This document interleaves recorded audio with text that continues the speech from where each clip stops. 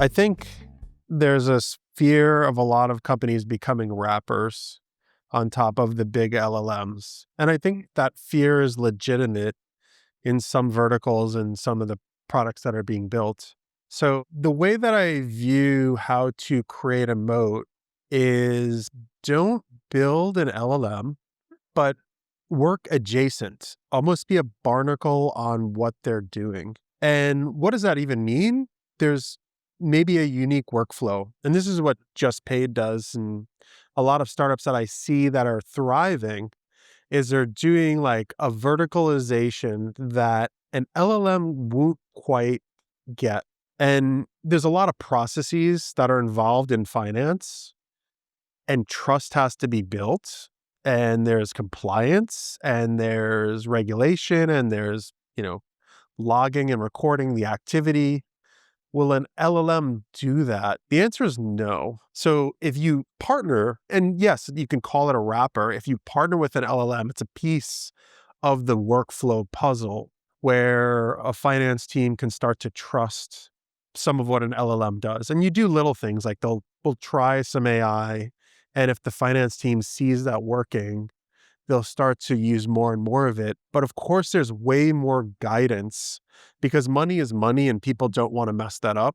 It is important. And the more thoughtful you are about the workflows, the more the LLM becomes valuable where that trust can happen. There's a lot of laggards, and a laggard is someone that just is kind of cautious about AI. And I think healthcare is a laggard, banking and finance is a laggard, CFOs and accountants are laggards. There's others, but a lot of it is really just kind of introducing AI to add small amounts of value and gaining a finance team's trust. And this is for anyone that's trying to, honestly, it's broader than just who I'm selling to, but you want to see where their problem is, where they're wasting time, and have a long conversation. We do this all the time at my company. You talk to a finance expert, they have 2 full-time staff members trying to collect the revenue for $100 million, and they're overworked and they're not collecting all of that revenue. What do? That's a problem. That's where we kind of hear what, where, and how can we help? And then we kind of introduce a part. We have a lot of broad pieces. As a startup, you can kind of go in there with one piece and say, let's just work on this piece. Like we have a virtual, essentially, like assistant that'll go out and help to try to collect your revenue, right? So if they're saying, people don't know what their invoice is, they only check it once, and we don't follow up. I've heard that.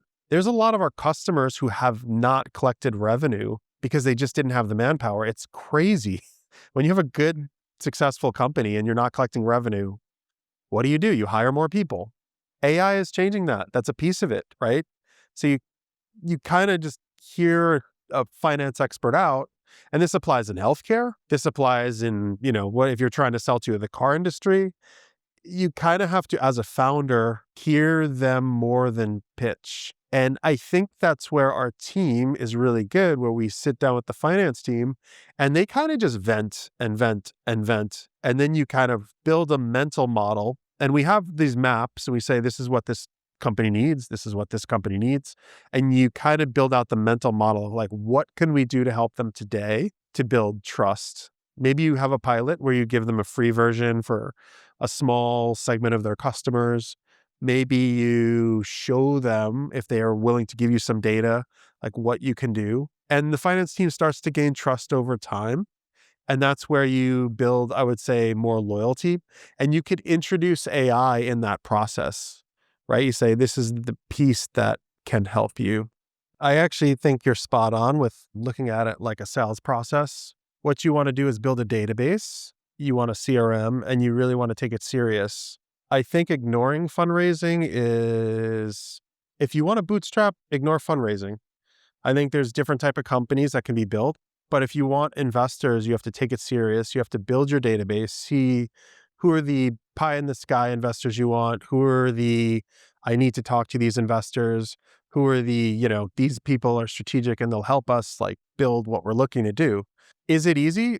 The truth is no, but you're in Silicon Valley, so your chances are higher.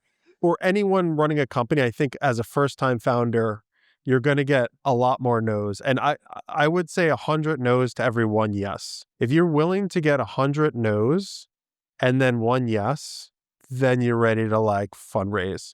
It does get to a lot of founders where they will come to me and say, I can't fundraise, I'm deterred, I'm screwed.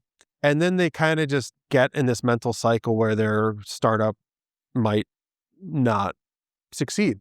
And then you get these battle hardened, crazy founders. One guy I know out of YC, quit college. He raised no money on Y Combinator demo day, built the company with no investors, and he just raised $7 million like 2 years later because he didn't give up. He just kept going and building, and the revenue kept going. Then he approached me 2 years later. He's like, look at all this revenue I have. And I'm like, now you're ready. Go back out there. But there's no right or wrong time. I think it's in your mind, mentally mapping out for you. You could fundraise indefinitely, which means you do it from, day 1 of January to December 31st. But do it incrementally so it doesn't hurt your company. Or you could go into fundraising mode, which means I'm going to take these 3 months and I'm going to talk to investors and I'm going to go all in, and it's going to actively hurt my company. I'm not going to be making sales. I'm not going to be helping the team. There's pros and cons to both. And I see different founders doing different strategies, and there's no wrong or right way. Sam Altman, awesome fundraiser. I think he does it 24/7 all year long. And then other founders, you'll see them just go, we're going out now. Team, I'm not going to be in the office. I'm going to be ignoring you. And the company does start to deteriorate, but then they get the funding, and then they start to like pick it up and start going full force again. So this startup just paid, I'm a second time founder. We did a strategic, we're going to do this for 3 months and then we're going to stop. We stopped, but then along that journey, some investors approached us and said, hey, I'm interested. You can have a conversation, but don't waste time with an investor who's just going to brain drain you and they're not going to make a decision. So as a founder, it's hard to just pull yourself away from some investors because they're cool or they're famous or they have a lot of money and they invest in, 200 companies a year, and you might be the one. Just be prepared to walk away. There were some anomalies. There were 2 investors in particular. I met them and had a conversation, and they invested so quick, but this was outside of the normal fundraising mode. So just some advice. I would say my advice would be spend an hour a day at least learning about new AI tools, because every week things are changing so fast. And I noticed the companies that are progressing the fastest are using the latest and greatest AI tools. What was very good 6 months ago is not as good as what is happening right now today. So just at least an hour a day, carve out of your day to learn about every AI tool possible. And then that helps you in your business.